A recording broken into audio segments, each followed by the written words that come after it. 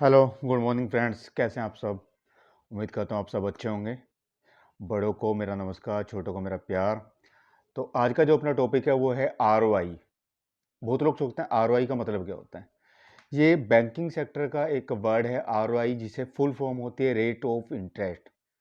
मतलब आप जो भी चीज़ किसी भी लोन को ले रहे हो या फिर कोई भी चीज़ फाइनेंस करवा रहे हो तो उस पर आरओआई होती है। एनुअली और मंथली, ये दो तरह से डिपेंडेंट होती है। जो छोटी छोटी कंपनियां होती हैं मोबाइल से, जो हम इंस्टेंट लोन जो लेते हैं वो उनमें मंथली होती हैं, और जो बिजनेस लोन वगैरह या फिर गाड़ी का लोन लेते हैं या फिर पर्सनल लोन लेते हैं वो उनमें एनुअली होती है। तो आरओआई जो होती है रेट ऑफ इंटरेस्ट, ये क्या होता है कि आपने 1 लाख रुपए का लोन लिया, उस पर आरओआई मान के चलिए आपकी 10% है।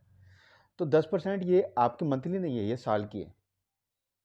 तो इसमें अगर 12 महीने से हम 10% को डिवाइड करेंगे, मान लीजिए 1 लाख रुपए का आप लोन लेते हैं और उसकी जो आर ओ आई है वो 10% है। ठीक है, तो हमने साल में दिया 10,000 रुपये एक्स्ट्रा। तो 10,000 रुपये एक्स्ट्रा दिया, उस हिसाब से हम कैलकुलेट करेंगे 12 महीने में हम 10,000 रुपये दे रहे हैं, तो हमारा अप्रोक्स 9,000 से नीचे थोड़ा सा बैठता है। अच्छा, आर बेसिकली होती क्या है, हमें सबसे पहले कहीं भी हम कोई भी चीज़ फाइनेंस करवाते हैं या फिर गाड़ी वगैरह लेते हैं या फिर पर्सनल लोन लेते हैं, तो हमें सबसे ज़्यादा ध्यान रखना चाहिए कि रिड्यूसिबल रेट है या नहीं है। अगर फ्लैक्स है तो उसमें क्या है कि एक आपका फिक्स अमाउंट बन जाता है कि आपको इतना रेट ऑफ इंटरेस्ट पे करना ही करना है टिल द एंड। जो आप स्टार्ट कर रहे हैं, आज आपने लोन लिया, आज से लेके मान लीजिए आप 3 साल के लिए कोई लोन लेते हैं, 5 साल के लिए कोई लोन लेते हैं, तो आपका वो स्टेबल वही रहेगा। वो जो अमाउंट आपने लिया है, जो डिसबर्स करवाया है, डिसबर्स मतलब जो अमाउंट आपको मिला है। मान लीजिए आपको लोन की ज़रूरत है 10 लाख रुपए, पर्सनल लोन आपने अप्लाई किया, 10 लाख रुपए आपको चाहिए, लेकिन आपको बैंक से मिले सिर्फ 5 लाख रुपए। फ्लैक्स लोन जो होता है, रिड्यूसिंग जो होता है, फ्लैक्स और रिड्यूसिंग का पहले फ़र्क समझ लिए क्या होता है।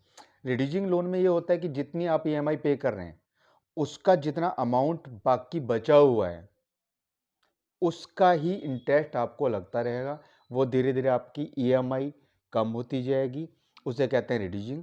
एक होता है फिक्स रेट आरओआई, जिसमें आपकी फिक्स रहेगी कि आपको 10,000 रुपये, 15,000 रुपये, 20,000, 25,000, जो भी आपकी ईएमआई एक फिक्स बन गई कि वो रिड्यूसिंग नहीं है, वो फ्लैट है बिल्कुल। 5 साल तक मान लीजिए आप लेते हैं 60 महीने के लिए, 60 मंथ, तो आपको 60 मंथ तक पूरी की पूरी उतनी ही एक ईएमआई जो आपको दे दी जाती है, आप उसे ही पे करेंगे।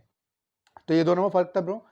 अच्छा, अब आपको करना क्या है कि आप कोई भी लोन अप्लाई करते हैं, कुछ भी करते हैं, तो पहले आप 2-3 बैंकों से कंपेयर कीजिए रेट ऑफ इंटरेस्ट, जिसे आरओआई बोला जाता है बैंकिंग सेक्टर में, शॉर्ट फॉर्म है आरओआई। इसके फुल फॉर्म में क्या बोलता है, रेट ऑफ इंटरेस्ट। तो हमें जब भी कभी लोन लेता होता है या फिर किसी भी चीज़ पे लोन वगैरह लेना है, तो हम पहले 3-4 बैंकों से हमें पता करना चाहिए कि हमें कौन सा ज़्यादा सूटेबल करता है। अब एक ही पर्सनल लोन है, एक बैंक दे रहा है 12% पे, एक दे रहा है 10 पे, एक दे रहा है 9 पे, एक दे रहा है 11 पे, तो हम प्रेफर कैसे करेंगे? 9% वालों को। लेकिन उसमें करना क्या है, ज़्यादातर आप लोग डीएसए से जो कॉल आती हैं, 90% आपने देखा होगा आपके पास कॉल आती हैं, सर आपको बिजनेस लोन चाहिए, सर आपको पर्सनल लोन चाहिए, हम आपको प्रोवाइड करा देंगे, इतने परसेंट पर प्रोवाइड करा देंगे। तो दोस्तों ये कोई फिक्स नहीं होता है, क्योंकि वो डीएसए है, वो कुछ भी बोल सकता है।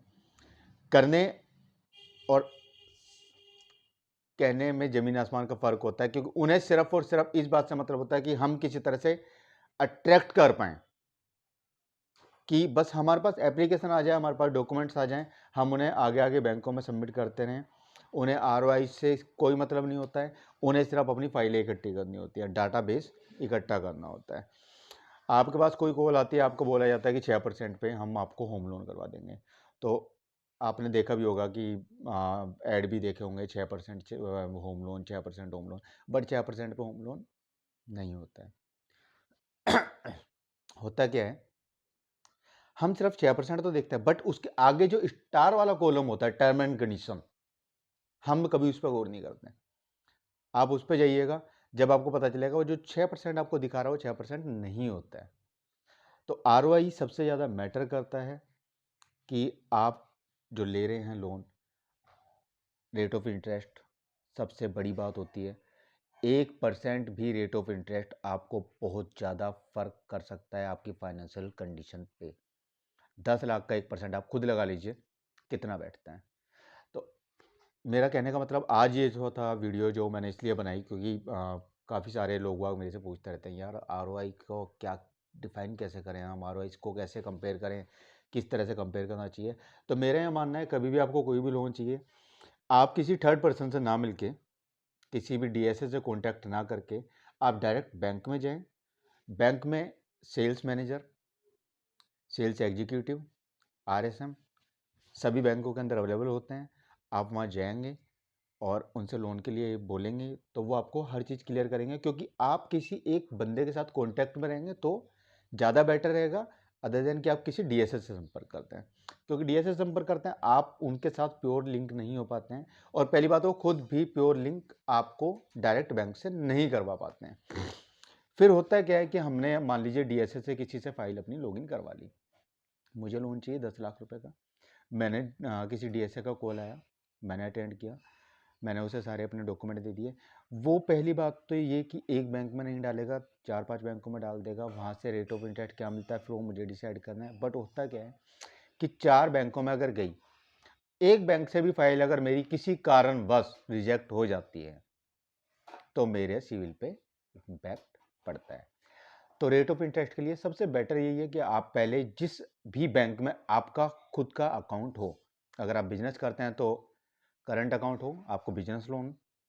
अगर आप प्रोफेशनल हैं तो आपको सेविंग अकाउंट से बिजनेस लोन मिल सकता है, पर्सनल लोन मिल सकता है। लेकिन अगर आप नॉन प्रोफेशनल बिजनेसमैन हैं तो आपको बिजनेस लोन ही मिलेगा। पर्सनल लोन बहुत रेयर चांसेज होते हैं, एनबीएफसी वगैरह करते हैं, बट उनमें रेट ऑफ इंटरेस्ट वगैरह इक्विवेलेंट पड़ जाता है। तो ये सारी चीज़ें आज जो मैं आपको बताना चाहता था ये हैं। और मेरा जो मानना है, मैं दोबारा इसी एक बात को रिपीट करूंगा कि आपका जिस भी बैंक में अकाउंट हो आप उसी बैंक से ट्राई करें कि मेरा उसी बैंक से हो, क्योंकि आपको वहाँ पे लोग जानते भी हैं, वहाँ पे मैनेजर भी जानता है, वहाँ पे जितने अकाउंट्स वाले हैं वो भी आपको जानते हैं, और बाकी आरएसएम वगैरह से जैसे आप मिलेंगे तो वहाँ से भी आपकी बातचीत हो जाएगी। हर एंगल से आपको वहाँ से पॉजिटिव थिंकिंग मिलेगी एंड पॉजिटिव रिस्पॉन्स आपको मिलेगा। तो है क्या बेसिकली, आपको पॉजिटिव अगर रिस्पॉन्स चाहिए तो आप अपने ही उसके अंदर करें, क्योंकि आपको रेट ऑफ इंटरेस्ट जो सबसे सही पड़ेगा वो पड़ेगा आपके खुद के बैंक के ब्याज पे।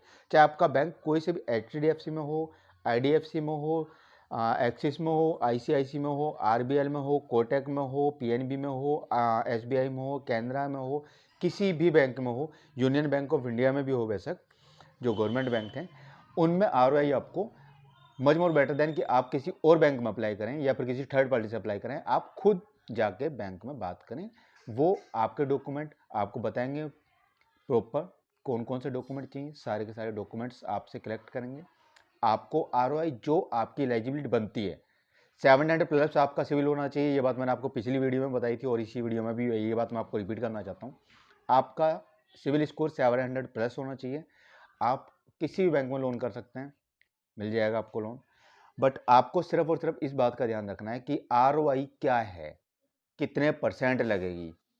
आरओआई का आपको सबसे ज़्यादा ध्यान रखना है। आप कभी भी लोन लेंगे तो सबसे पहला ध्यान आपको आरओआई पे रखना है, एंड उसमें भी आरओआई पे तो ध्यान रखना है। सेकेंडली एक फ्लेक्स और रिड्यूसिंग, क्योंकि रिड्यूसिंग लोन पे आप ज़्यादा ध्यान दीजिए, क्योंकि इसमें रिड्यूसिंग लोन में क्या होगा कि अमाउंट जितना आपका कम होता जाएगा, ठीक है, उतना ही आपका रिड्यूसिंग जो अमाउंट है, जो अमाउंट बचा रहेगा उसी के ऊपर आपका रेट ऑफ इंटरेस्ट बनता है। तो दोस्तों अगर आपको आज की वीडियो लगा हो कि हाँ यूजफुल थी और अच्छी थी तो कृपया करके मेरा चैनल सब्सक्राइब करिए। मैं डेली नई नई चैनल इस अपने चैनल पे नई नई वीडियो डालता हूँ। ओके जी।